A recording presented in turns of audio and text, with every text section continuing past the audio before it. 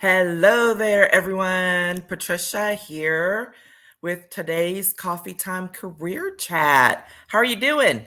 Hope everybody had a great weekend. I had a full one myself and glad to be home and kicking off this week. For those of you who are joining for the first time, welcome. Hello. Once again, my name is Patricia Hayes. I am an executive advisor, career empowerment coach, and authentic networking strategist.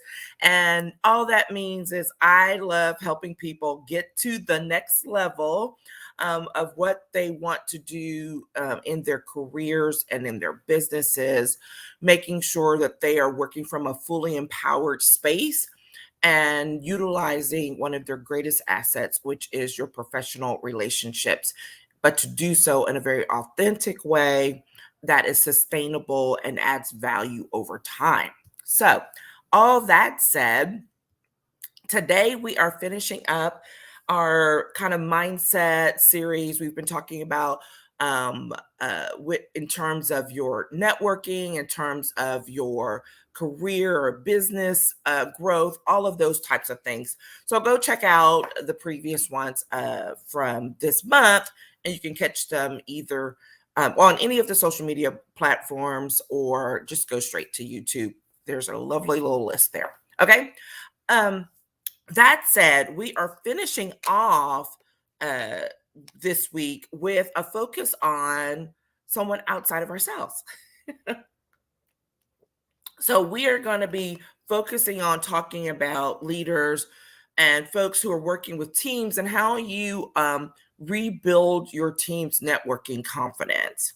And I've spoken on this issue before, but this has got a different little spin on it because I'm really going to focus not so much on the technical, do this, do that, all of that, because, we can do that. I can reference you to the previous session that was done, I don't know, last year before. However, this one is going to focus much more on the specifics of how you're dealing with people and actually recognizing what the need is.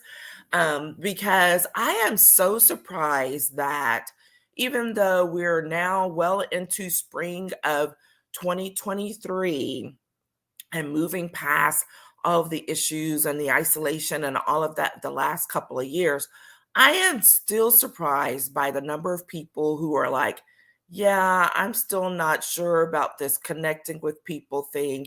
And if anything, it's brought a greater angst level of angst to people because now they feel this pressure to engage again in person while still having to do stuff virtually online, and that can be challenging for people, right? So we're going to talk about that from the perspective of, if you are someone leading a team, if you are supervising folks, whatever, and building relationships both within the organization and outside the organization are crucial to the work that you do, then this session is for you.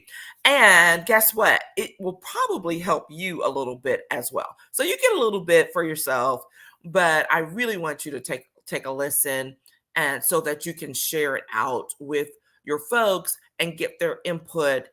This is very much going to be something that's going to require some collaboration, some reflection, so that you can really do what needs to be done to help your people engage at a better and a higher level. Okay, so that's where we're headed today.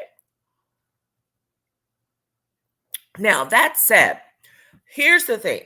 The very first thing that I want to say and remind people, and it's going to sound, don't be insulted, but it's a basic that people simply forget. Everyone is different. The flip of that, but same way of saying it, is everyone is not the same. How does that fit into this? Everyone does not like going to happy hours, to being in large crowds, to doing one-on-ones with people, to doing small groups. Everyone doesn't like connecting in the same way. And you have to remember that when you start. Okay. Because one of the biggest mistakes I see, and we'll reference it some more, and this has been going on for a while, right? Where it's like, hey, we're hosting this thing, everybody needs to come. And it's kind of like that unwritten, well, you know what, we're doing this reception and it's for the people in the office. So, you have to come, right? And putting that undue pressure on people to show up and to show their face. I've been there, I've done that stuff. And it's icky, it's not genuine, and it's not sustainable for real engagement. Okay.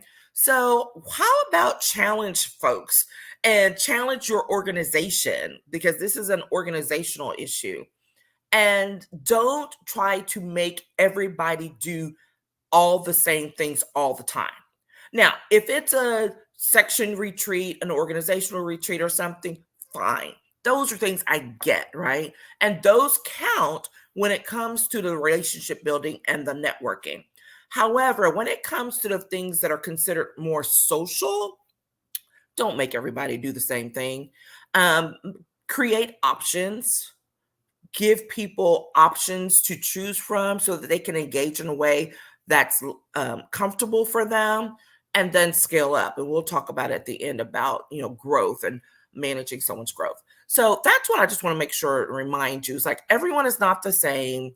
Everyone's not does not feel comfortable in large crowds. Everyone doesn't feel comfortable in small one-on-ones, right? It shifts, it changes for folks.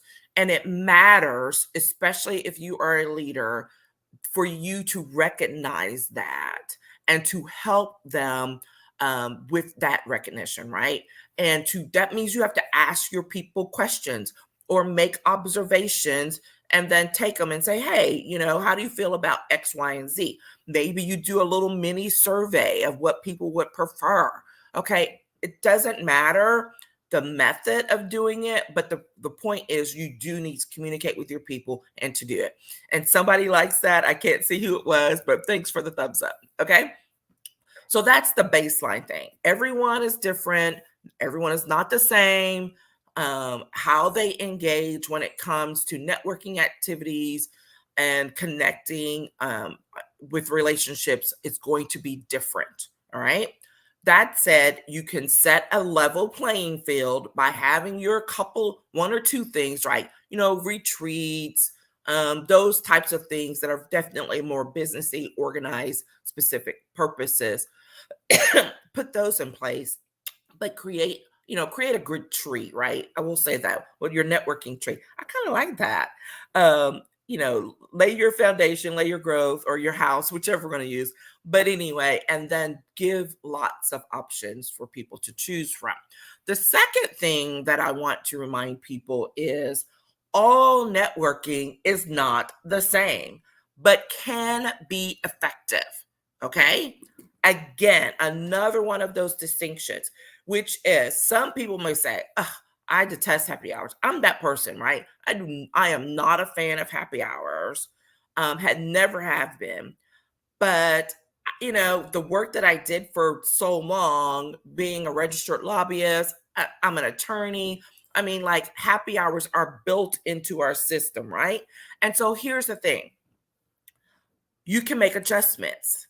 Like that's getting into some strategies and things that I've said I've done on other chats, but it doesn't mean just because you hate it or that someone else loves it, that it can't still be effective. So it's a matter of finding the options that you start off, being the most comfortable with, or, the most available, whatever it might be. And then saying, what can I do to make the best of this? Right?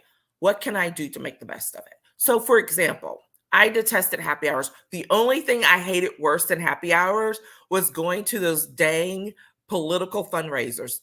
Those are actually ones I probably hated the most because I did not like having to show up to a fundraiser to hand over a check and then, mill about with folks. Sometimes I knew, sometimes I did, right? And yes, this is someone who did professional networking for 30 years as part of her job. So that said, I always went with a purpose. I always had, if you would have caught me, I always had a little note card or a sticky note in my purse or in my pocket to remind me of whatever 2 or 3 things I wanted to accomplish at that happy hour, right? So if it was to, number one, hand over the stinking check, depending on who I was working for at the time. Number two, if I was working independently, maybe it was to make sure that I introduced my client to a couple of people or to certain people, right? Or another thing that I would do is say, hey, I'm working on this project or this piece of legislation with this person, or with on this issue. Let me go make sure I have a conversation with these 2 or 3 people about it, right? So I made it so that I went with a purpose, not just to just mill about and not know, come away not really being like, okay, I did something or not. So make it purposeful, because like I said, every networking opportunity can be effective if you approach it in that way. Now, are there sometimes you show up to something and it's a real dud? Yes, it happens. Don't let that scare you off from attending another event like it in the future, right? Because sometimes things just aren't well organized, or like they put it out and it's described as one thing, but it turns out to be something else. Like, it happens. So just don't let that affect how you engage in the future. But make sure you diversify your networking opportunities, and then figure out what can you do to make this most effective for you, right? Is it something for you personally in your work? Is it something, a goal that needs to be achieved for the organization? And as the leader and as a supervisor or whatever your role is when you're helping your people, is to help them understand that there is a bigger picture. So one of my first paid um, gigs when I started doing the networking training, and building relationships, was with a woman who reached out to me. She had missed my presentation for the organization that we were both members of. So she called me. I will never forget this, because I was literally on the road with my kids out of state when she called. And she called me to say, I missed it. I really want to do it. Can you come in and do this for my team? And she worked for software development company, I recall, something like that. But her team would go to things, and we'll talk about this a little bit. And she's like, but they don't understand that when they're going off doing these various events and activities, like, we're actually expecting them to come back with something. So they need help with training that. That was a good leader. She knew her team was not reaching their potential, and maximizing their opportunities. So she reached out to me to say, hey, can you come in and do a little training for them? And that's where all of this started some years ago. And I love that. Love, love, love that. So remember, all networking opportunities are not the same. You don't have to treat them the same, but they all can be effective. Okay. The third point is be strategic and take baby steps, right? Combine it and say, take strategic baby steps. Again, don't go throwing your newbie into, the biggest pot of boiling water unprotected, right? So if they're going, if it's the first time that you're, let's say, at a company retreat or a company conference, spring and summer's coming up, so maybe it's going to be a big, barbecue or whatever. Don't toss your people out there by themselves. That's just not right. So maybe you set up a buddy system. Maybe you check in. You're like, hey, are you coming with someone? Are you going to bring someone? Or they show up, and if someone shows up alone, then you take the initiative. Or maybe you take your person who's on your team, who's the really outgoing person. There's always one, and you say, hey, Can I get this to be your assignment for today? Make sure anybody from our team's coming in. If I don't see them, make sure you get them in, start introducing them around. All right. Be active about it. Now, some people say, well, that happens all the time. Yeah, but most people don't do it deliberately. Most of the time, it happens by accident and it may take some time. I heard the story, and it was in a different context, but it still matters. I heard the story a couple of weeks ago at a strategic planning session that I was working, and where a gentleman was walked into a room of folks that are all professionals engaged in the same profession that he was, but they all knew each other, and he didn't. He was new to the scene. And he walked in and he said he literally walked around for like 20 minutes and no one spoke to him. And he knew no one. And he was like, okay, grabbed my drink, called his wife, and they went off to, the bar or restaurant to eat. That should never happen. That should never happen at any event, especially if the point is to connect people up. Okay. Don't let that happen on your watch, right? Be deliberate, help your people take the baby steps. Don't throw them out there on their own, especially if it's a larger event that's, let's say, required for everybody to attend, but you have a staffer or employee who is extremely introverted. And that's not a bad thing, because most of the time introverts just work well in either a smaller environment or a very controlled one, right? But that said, someone who's shy, let's say, or less likely to get out there, don't just toss them out there and then expect them to be able to swim. It's not going to happen. They're going to be really uncomfortable, and trust me, you will look better as a leader, as a manager, as a supervisor, whatever, if you actually help them to pave the way and to connect up. Baby steps, right? So maybe you have within your group, y'all start doing little coffee chats where you say, hey, guys, everyone needs to make sure and schedule, a coffee chat, this week or next, over the course of this month. Or maybe you do. I used to love this. I learned this from one of my leadership development organizations. They call them walk and talks. Walk and talks?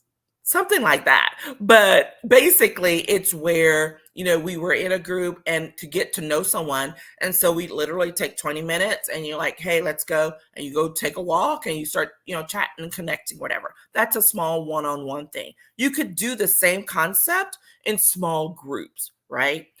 Baby steps. Do it within your team to start with, and then maybe you build out and do it within the organization. And then maybe you do it as far as going out to happy hours or receptions or whatever other activities. Okay. Be strategic, help your people take the steps they need so they can be successful. Because ultimately, they're helping not just the organization look good, but they're helping you look good. Right. So help them. Do the work. Do the work. Like if you are in a leadership position, and y'all know how I feel about leadership being defined only as a position, but it's also relational. So I encourage you to not just put your positional leadership hat on, but put your relational hat on and help your people build those relationships, help earn their trust in you to achieve the goal, which is whatever the focus is on for your organization. Okay. All right. And the last thing I will say, time flies when you're having fun. The last thing I will say, number 4, is build and grow. This is another one of those things that happens haphazardly in a lot of places. Some organizations are very structured and very focused, which is fantastic, but it's much more on just the professional development for technical purposes, not for relational purposes. All right. So here's the thing. When you have professional development for technical purposes, that means you're going, because you're sending your people to an event, to a training, to a workshop, seminar, whatever you want to call it, because there is some knowledge you want them to gain. All right. They're being sent because they need to learn something new. That's technical. The missed opportunity is the relational side. And this is the part that most people fall into. They don't do it actively. But if you do it actively and on purpose, it is so powerful, right? So if you're sending your people away and you're spending good money to do it, to go participate in a seminar, a workshop, a conference, sure, they're going to go get that technical experience, right? That knowledge, build up those skills. One of the skills they need to be working on is their networking skills, is their relationship building skill. And so make that a part of the expectation so that when they come back, they're not just talking about, oh, I learned X, but it's like, well, who did you meet? Right? Who did you meet? How is that impactful? How does that fit into the things you learned? Okay. Make that a part of the process on purpose. Because what will happen, people will go to these events. They'll be like, oh, I met these people. That was great. They got cards, all of that. And then that stuff ends up in a file on a desk or in a trash can, and they never follow up on it. See it happen all the time. And the ones who are successful are the people who actually follow up with the people that they've met. That's a whole other conversation. That's my whole, here's what you do after you go. So go check out I think it was the Maximizing Your Networking Opportunities chat, and especially that one that talks about conferences and workshops. That's the one. Okay. But there's so much opportunity that's available and so much that can be learned by connecting with other people and then building those relationships. That is a part of the professional development growth process that needs to be incorporated more specifically and directly into your professional development plans. Okay. So I hope that all was insightful and helpful to you. I've referenced several other chats that I've used throughout that you get to the nitty gritty of like, here's some things to actually do, some strategies, tips, and all of that. So if you have questions about that, just DM me or hit me up in the comments, and I'll be happy to share them with you again or direct you more specifically to them. Okay. So that is it. Have a fantastic week, everyone. Looking forward to starting a new month with you next week. What are we talking about next month? Let me see. I have a schedule. I have to keep up. Okay. So in April, we are going to be talking about, I think it's growth opportunities, but let's check. Let us check. April. Yes. Fresh opportunities. We're going to start talking about personal accountability and professional growth. Yes. Okay. So on Mondays and on Wednesdays, it's going to be also networking and some of your confidence things. No, that's not right. Maximizing your network opportunities. We may have done that one already. I'll check. Anyway, take a look, keep up, reach out if you have any questions. Thanks again for everything, and have a fantastic week, everyone. Okay. Bye-bye.